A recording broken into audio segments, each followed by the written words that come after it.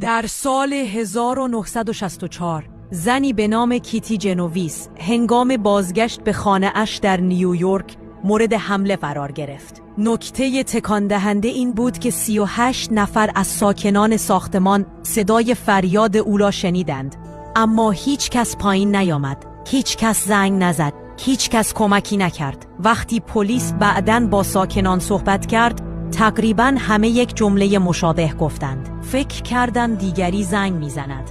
نمیدانستم وظیفه من است یا همسایه ها.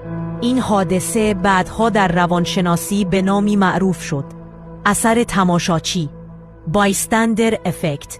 یعنی هرچه تعداد شاهدان بیشتر باشد احتمال کمک کمتر می شود. کیتی جانش را از دست داد، نه به خاطر نبود انسانها، بلکه به خاطر فرض غلط هر انسان: دیگری کاری خواهد کرد.